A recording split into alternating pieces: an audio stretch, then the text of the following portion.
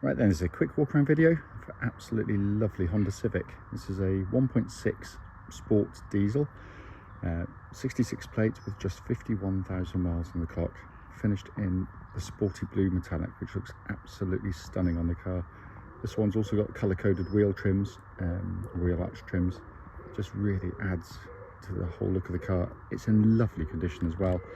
Sorry, I'm a bit croaky this morning, so I have to apologise for my voice. Front of the car, lights and lenses clear, intact. There's no cracks or condensation in them. Bonnet generally very clean. Stone chips very light indeed, which you naturally can expect to see on an 8-year-old car. Near side of the car, lovely and smooth in the panel work, really crisp and clean. Near side front alloy, very good.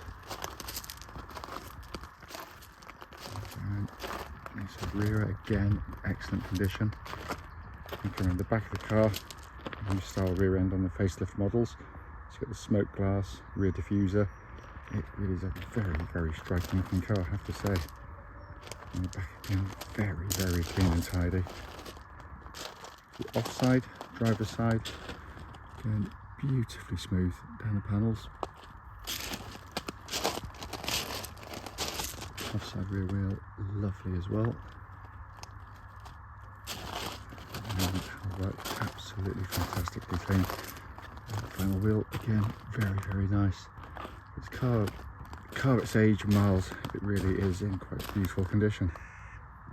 Come to the back of the car now, absolutely cavernous boot in the car, and it's been kept in very nice condition. Let's come to the back, and this is where Civics, being family cars, can show a fair bit of kind of wear, just general use. And yet it looks like kids have pretty much been banished from the back of this one because it's very nice indeed. The front and the passenger side are very clean and tidy. Full set of original Honda mats. And passenger seat there again in beautiful condition. Finally coming to the driver's door card, again very clean and tidy. Same with the footwell areas, really nice in the car. And driver's seat again in super condition. So we're inside the car now. Engine's running as is always the case, so the dash is illuminated. Absolutely stunning interior these are. Radio and information display panel there, all working exactly as it should. The car in reverse, got the rear parking camera which complements the front and rear parking sensors on the car. Carrying on down, it's just been kept in beautiful order, really is. And that's the view you get as a driver on one of these Civics. Really stunning interior, absolutely amazing.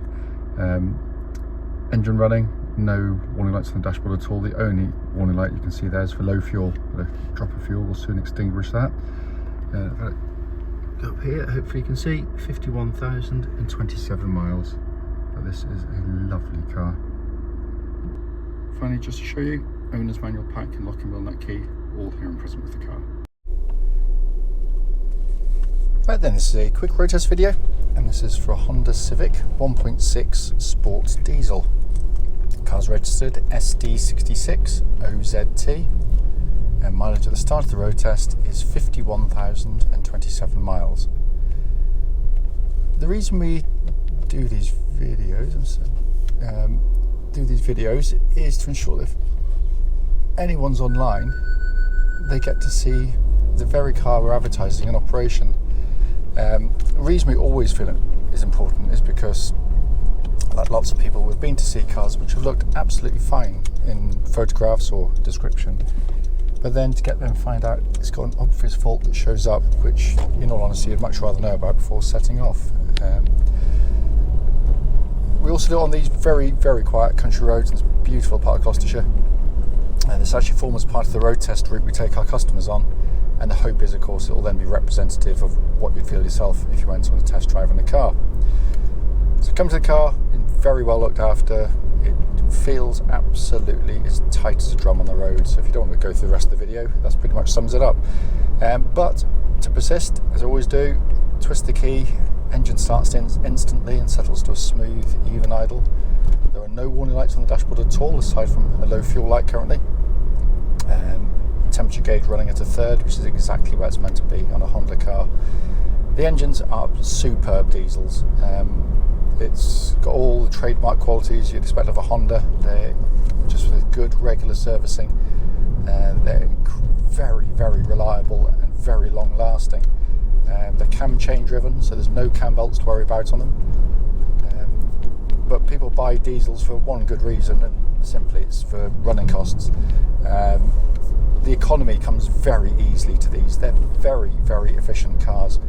The ones I've owned, even doing trips that aren't actually that conducive to getting good economy, sort of shorter trips and occasional longer ones, I'll be around 60 to the gallon. Whoever had this over the last, goodness knows how many thousands of miles, has been averaging 66 to the gallon. But when I do a trip down to Dorset, for sake of argument, just going with the flow of the traffic, I can be well over 70. So they're very efficient, and of course road tax is free on it. The engine's also just a lovely unit to use day in, day out. It's smooth, it's flexible, it's quiet, punchy. It doesn't get raucous unlike most competitors. Engine then feeds through the clutch and the gearbox. Clutch on the car, absolutely perfect. Bike point exactly where it's meant to be, and it's nice and smooth in operation as well. The gearbox, 6-speed manual gearbox, of course, just another superb gearbox from Honda. Like most front-wheel drive cars these days, the gear lever is actually joined to the gearbox underneath by cables.